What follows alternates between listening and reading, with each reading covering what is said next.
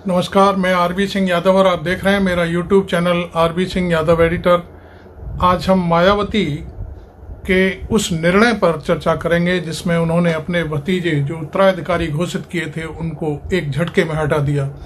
तो पहले तो हम आकाश आनंद के कुछ बयान आपको सुनवाते हैं, उसके बाद हमने भाई रवीश कुमार का जो एक एनालिसिस है उसके जरिए कुछ चीज़ें अपने वीडियो में शामिल की हैं, उन्हें भी आपको सुनवाएंगे। और उसके बाद एक जगह कुछ थोड़ा सा मायावती ने बोला है वो भी हम आकाश आनंद के बयान के बाद लेने की कोशिश करेंगे। फिर आपसे बात करते हैं। आप लोगों के बीच में इन विरोधी पार्टियों ने किस्म किस्म के लोग छोड़ रखे। अब नाम लेके उनको बताना क्या, उनको हवा देने की कोई जरूरत नहीं, पर वो आप लोगों को कुछ इस तरीके से भटका रहे हैं, वो मैं काम आपके सामने रख देता हूं और आपको बोलता हूं कि आपसे विनती करता हूं कि उनके चक्करों में ना पड़े, क्योंकि एक बार आप उनके चक्करों में फंस गए तो फिर वहां से निकालना बहुत मुश्किल होगा। इस आदरणीय प्रधानमंत्री जी ने उन्होंने कहा था कि भाई सरकारी नौकरियां नहीं है तो क्या हुआ, सरकारी नौकरियां नहीं है तो क्या हुआ, भाई पकोड़े तो तल रहा है ना, वो भी तो रोजगार है। अब आप ही बताइए, इतनी पढ़ाई लिखाई कराकर अपने बच्चे को आप पकोड़ा तलवाएंगे क्या? बहुजन समाज पढ़ा लिखा समाज है, वो पकोड़े तलने के लिए नहीं पैदा हुआ है।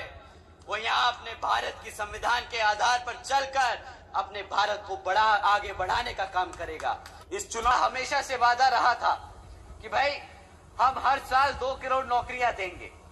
अब 2024 में ना नौकरी की बात होती है, ना तरक्की की बात होती है, ना रोजगार की बात होती है, ना सुरक्षा की बात होती है, तो सिर्फ मंदिर मस्जिद और धर्म की। ना धर्म ने कभी किसी का पेट भरा है, ना कभी भर पाएगा।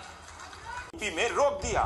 मोदी ने उसी बीएसपी से कई तरह के वोट बैंक लेकर धर्म की राजनीति का नया मैदान बना दिया है और बीएसपी आउटसाइडर की तरह नजर आती है।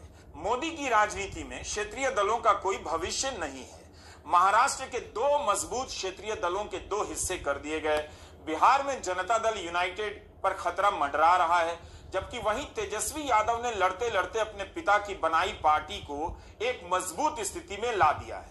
लेकिन इन सब के बीच यूपी की सबसे मजबूत पार्टी बीएसपी आज बीजेपी के पीछे नजर आती है। शरद पवार का बयान एक्सप्रेस में छपा है कि चुनाव के बाद क्षेत्रीय दल कांग्रेस के और करीब जाएंगे, लेकिन बीएसपी अभी तक ये छवि क्यों ढो रही है कि वो बीजेपी के काम आ रही है। मायावती की बीएसपी लड़ती क्यों नहीं है, सबसे बड़ा सवाल है। लेकिन इस सवाल पर भी अब लोग ध्यान नहीं देते। लखीमपुर खीरी में मायावती की सभा थी, उनके भाषणों में जितना हमला कांग्रेस पर हुआ उतना ही नरेंद्र मोदी की सरकार की नीतियों पर भी। इसके बाद भी मायावती को बीजेपी की तरफ या बीजेपी के करीब क्यों देखा जाता है लगी है। लोग अब संदेह नहीं कर रहे बल्कि दावा भी करने लगे हैं कि आकाश आनंद को बीजेपी के दबाव में हटाया गया है ताकि बीएसपी अपना वोट बीजेपी को ट्रांसफर करे और बीजेपी की तरफ गया बीएसपी का वोट वापस बीएसपी की तरफ ना आए।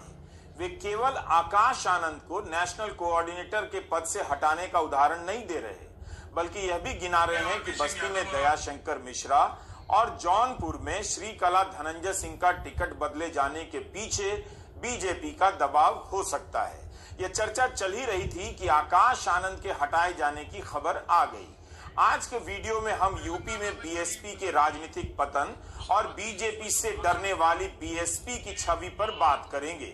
बीजेपी से मिले होने का संदेह बीएसपी पर आज से नहीं हमेशा से ही लगता रहा।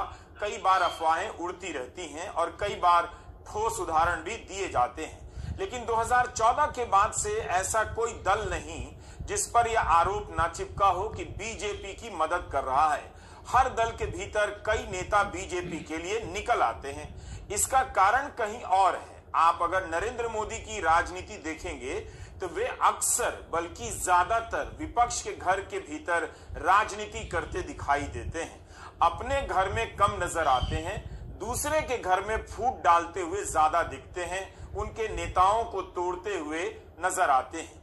तो बीएसपी बीजेपी के प्रकोप से बच जाएगी ऐसा मान लेना नरेंद्र मोदी की क्षमता पर शक करने के जैसा होगा।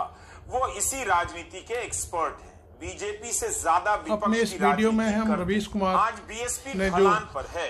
आकाश आनंद के आने से लग रहा था कि वो उठने की कोशिश कर रही है। ऑपरेशन दिखाया है कि उत्तर प्रदेश में उसकी तस्वीर होने वाली है, सिद्धम होने वाला है। लगा है कि बीजेपी के लिए ही इसके लिए बीएसपी ने यह सब किया। ये देखिए आकाश आनंद है, उसका कितना तेवर वाला लड़का है। अपने पत्र में आकाश आनंद के बारे में जिस तरह से लेकिन शायद मुझे लगता है कि उसका ये भाषण की राजनीतिक संभावना भारतीय जनता पार्टी सहन नहीं कर पाई और उसी के दबाव में मायावती ने उसको नेताओं को नेशनल कोऑर्डिनेटर पद से हटा दिया है। लेकिन इस तरह कोई नहीं हटाया जाता कि लगे कि उससे कितना या बेकार बढ़कर देखिए, बिल्कुल ऐसा लगता है जैसे हो सकता था कि काशीराम पद से की छवि इस लड़के में दिखाई दे रही है। कुछ समय के लिए गुमनामी में चले जाते, मगर मायावती का पत्र इस चर्चा में और आग लगा देता है कि बीएसपी को अब बीजेपी ही चलाती है। जब मायावती ने जौनपुर और बस्ती के उम्मीदवार बदले तो इस राजनीति की चर्चा चली। अभी 48 घंटे भी नहीं हुए कि आकाश आनंद को हटा दिया गया। जाहिर है लोग इस सवाल को गंभीरता से लेंगे कि आकाश आनंद को क्या बीजेपी की राह आसान करने के लिए हटाया गया है। जो ये सरकार है, जो ये बुलडोजर की सरकार नहीं, ये गद्दारों की सरकार है, गद्दारों की सरकार है। कितना तेवर वाला लड़का है। जो सरकार अपने युवाओं को, जो अपने बच्चों को भूखा रखे, जो सरकार अपनी बहन बेटियों को, जो बहन बेटियों पे अत्याचार होने दे, जो अपने युवा साथियों को, युवाओं बच्चों को बेरोजगार रखे, जो अपने बड़े बुजुर्गों को फ्री राशन के नाम पर यहाँ की जनता को गुलाम बनाकर रखे, ऐसी सरकार को आप जानते हैं क्या कहना चाहिए। ऐसा शासनकाल पता है कहाँ होता है? जहाँ बच्चे भूखे रहें, जहाँ बहन बेटियों पे अत्याचार हो, जहाँ युवा बेरोजगार हो, जहाँ जनता फ्री राशन के नाम पे गुलाम बना दी जाए। हम यह बयान आपको पूरा नहीं सुना रहे, मगर इसी बयान में आगे चलकर आकाश बीजेपी सरकार की तुलना आतंकवादियों से करते हैं। अपने अगले भाषण में आकाश ने इस बयान का बचाव भी किया। आकाश का बयान अच्छा नहीं था। बीजेपी की आलोचना किसी और तरीके से की जा सकती थी। आतंकवादी कहना अतिरेक था, लेकिन क्या बीजेपी ने इसे यूपी में कोई बहुत बड़ा मुद्दा बनाया? अगर यही बात अखिलेश यादव ने कह दी होती या राहुल गांधी की जुबान से निकल आई होती तो बीजेपी देश भर में विरोध प्रदर्शन के बड़े बड़े कार्यक्रम कर रही होती और गोदी मीडिया कांग्रेस को घेर चुका होता। लेकिन आकाश आनंद के बयान से आपने ऐसा होता हुआ कुछ भी देखा क्या? ऐसा लगता है कि जितना बीजेपी को बुरा नहीं लगा, उससे ज्यादा मायावती को बुरा लग गया। मायावती ने जिस तरह से लंबा सा पत्र लिखकर आकाश आनंद को हटाया है, ऐसे तो कोई भी अपने उत्तराधिकारी को नहीं हटाता। इसी दिसंबर में आकाश आनंद को उत्तराधिकारी बनाया गया और मई भी नहीं बीती कि आकाश का आनंद और आनंद का आकाश दोनों ही समाप्त कर दिया गया। मायावती चाहती तो इस्तीफा ले सकती थी, लेकिन जिस मीडिया से मायावती दूर रहती हैं, उसके लिए बाकायदा पत्र भेजा गया और उसमें लिखती हैं कि विदित है कि बीएसपी एक पार्टी के साथ ही मायावती का ट्वीट है डॉक्टर भीमराव अंबेडकर के आत्मसम्मान व स्वाभिमान तथा सामाजिक परिवर्तन का भी मूवमेंट है, जिसके लिए मान्यवर श्री काशीराम जी व मैंने खुद भी अपनी पूरी जिंदगी समर्पित की है और इसे गति देने के लिए नई पीढ़ी को भी तैयार किया जा रहा है। इसी क्रम में पार्टी में अन्य लोगों को आगे बढ़ाने के साथ ही श्री आकाश आनंद को नेशनल कोऑर्डिनेटर व अपना उत्तराधिकारी घोषित किया, किंतु पार्टी व मूवमेंट के व्यापक हित में पूर्ण परिपक्वता आने तक अभी उन्हें इन दोनों अहम जिम्मेदारियों से अलग किया जा रहा है, जबकि इनके पिता श्री आनंद कुमार पार्टी व मूवमेंट में अपनी जिम्मेदारी पहले की तरह निभाते रहेंगे। अतः बीएसपी का नेतृत्व पार्टी व मूवमेंट के हित में एवं बाबा साहब डॉक्टर अंबेडकर के कारवां को आगे बढ़ाने में हर प्रकार का त्याग व कुर्बानी देने से पीछे नहीं हटने वाला है। मायावती ने आकाश आनंद को उत्तराधिकारी बनाते वक्त नहीं सोचा कि आकाश आनंद परिपक्व है या नहीं। 2 हफ्ते पहले आकाश आनंद ने इंडियन एक्सप्रेस के लालमणि वर्मा को इंटरव्यू दिया, तब कहा कि राजनीति में आने की उनकी कोई योजना नहीं थी।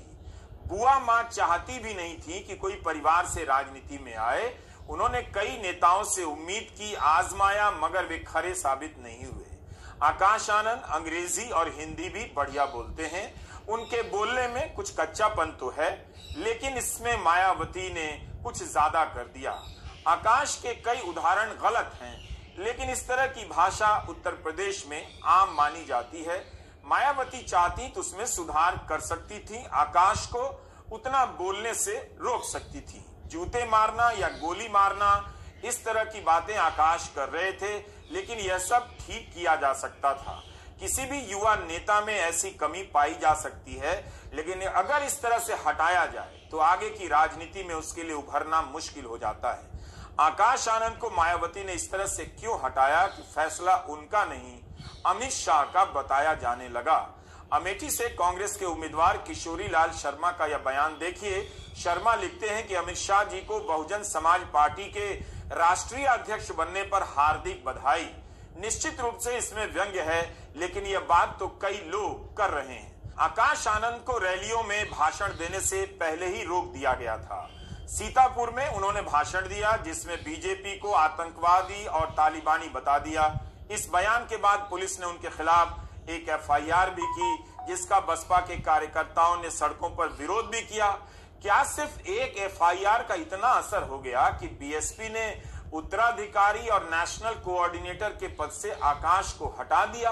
राजनीति में नेता तो इंतजार करते हैं कि उनके खिलाफ कोई एफआईआर करे ताकि वे खुद को शहीद बताकर नेता बन जाएं। अगर केस मुकदमे के डर से यह कदम उठाया गया है, तब तो बीएसपी के नेता मायावती को सुनीता केजरीवाल और कल्पना सोरेन की तरफ देखना चाहिए। इनके पति और राजनेता को ईडी ने जेल में डाला। इसके बाद भी पार्टी के नेता और काडर जमीन पर संघर्ष कर रहा है। खुद सुनीता केजरीवाल और कल्पना सोरेन जगह जगह घूमकर भाषण दे रही हैं। बीएसपी अगर खुद को मूवमेंट की पार्टी कहती है, तो उसका मूवमेंट कहां चल रहा है? क्या काडर और मूवमेंट की पार्टी एफआईआर से डर जाएगी? तब तो आकाश आनंद कभी राजनीति ही नहीं कर पाएंगे, क्योंकि राजनीति में एफआईआर का खतरा तो हमेशा ही होता है। मायावती को अगर सुनीता केजरीवाल या कल्पना सोरेन से नहीं सीखना है तो कोई बात नहीं, उन्हें कम से कम इस मामले में ममता बनर्जी की तरफ देखना चाहिए था। ममता बनर्जी 2 साल के बच्चे को अपने हाथों से खिला रही हैं। ये अभिषेक बनर्जी हैं। ममता बनर्जी के सिर पर पट्टियां बंधी हैं जब वाम सरकार में उन पर हमला हुआ। आज यही अभिषेक बनर्जी ममता बनर्जी के उत्तराधिकारी के रूप में स्थापित हो चुके हैं। ममता बनर्जी के सामने भी अपनी पार्टी के उत्तराधिकार की समस्या रही होगी। ममता ने अपने भतीजे पर भरोसा किया और मजबूती के साथ अभिषेक बनर्जी के पीछे खड़ी रही। अभिषेक बनर्जी तृणमूल कांग्रेस के राष्ट्रीय महासचिव हैं। 2011 में तृणमूल के युवा कांग्रेस के अध्यक्ष बना दिए गए। 2014 में अभिषेक बनर्जी डायमंड हार्बर से सांसद चुने गए। 2019 में सांसद बने, यानी अभिषेक बनर्जी भी उसी उम्र में राजनीति में लाए गए जिस उम्र में आकाश आनंद को मौका मिलना शुरू हुआ। आज आकाश आनंद की उम्र 29 साल है और अभिषेक बनर्जी की 36 साल।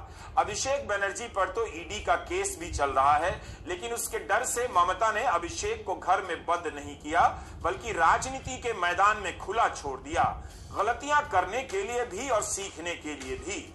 ममता बनर्जी आज भी अभिषेक के लिए लड़ती हैं और अभिषेक बनर्जी ममता बनर्जी के लिए लड़ रहे हैं।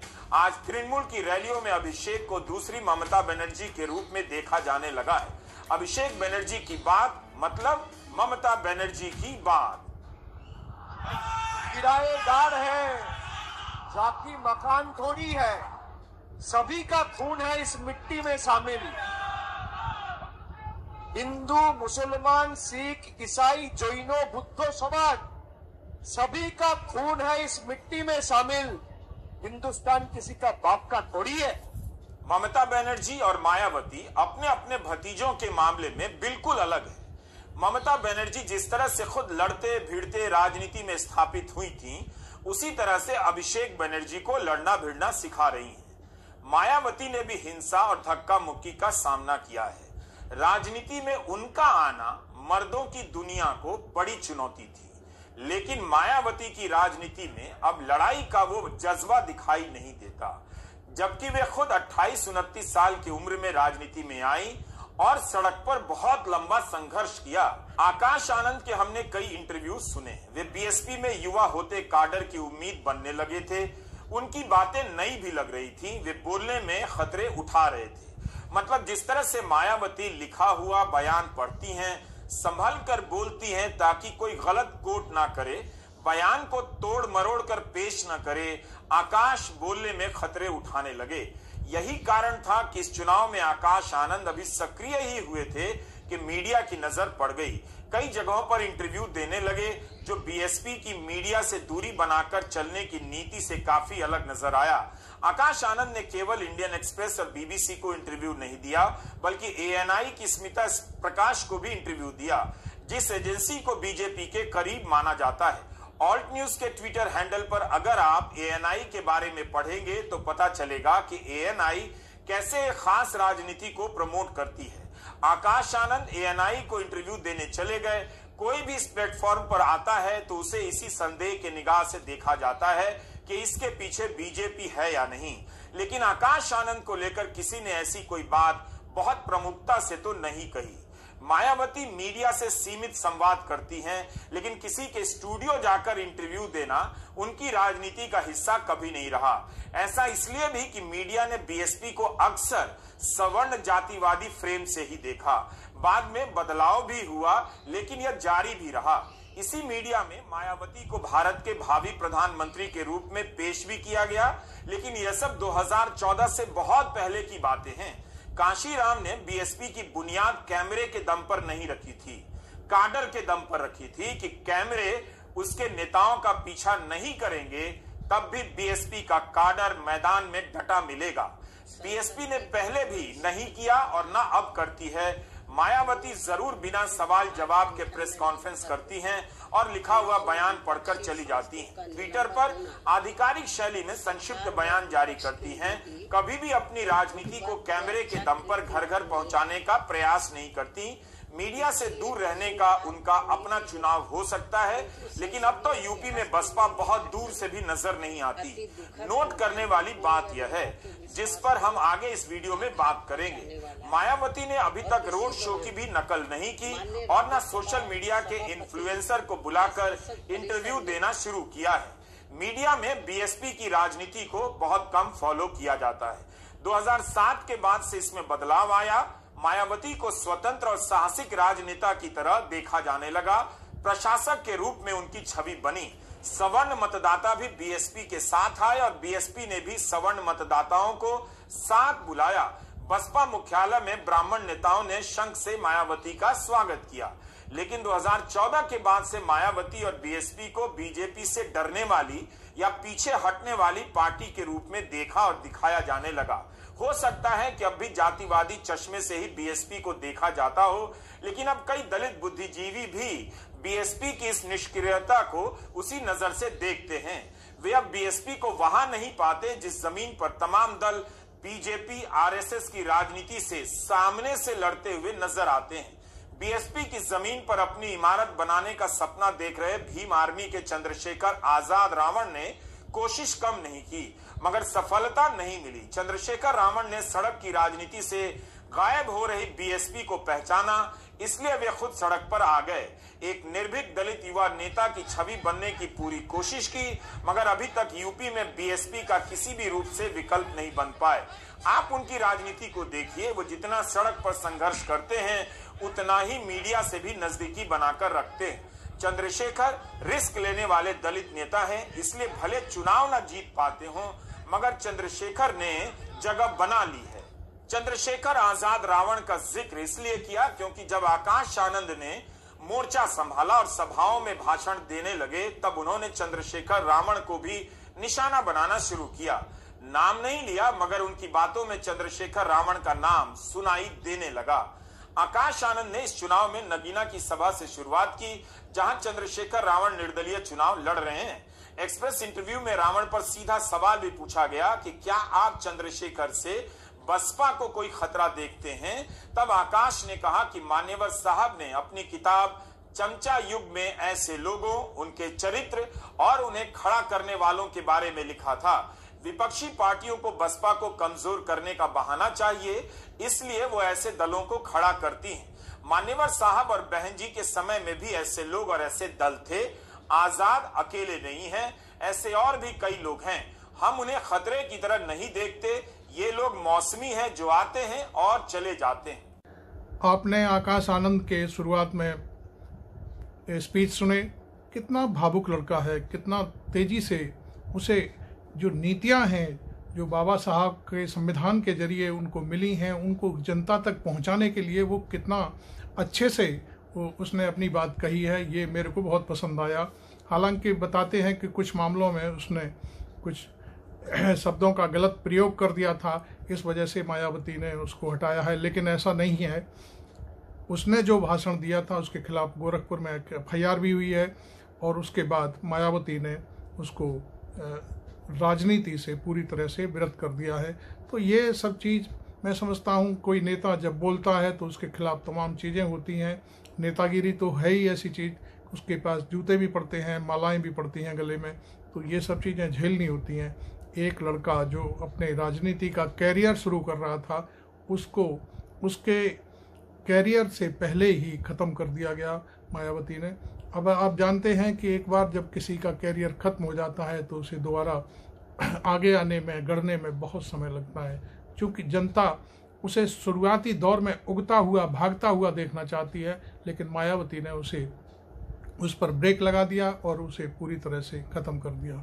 उसको यह कहते हुए अलग किया गया कि उसके भाषण में, उसकी नेतागिरी में परिपक्वता नहीं है।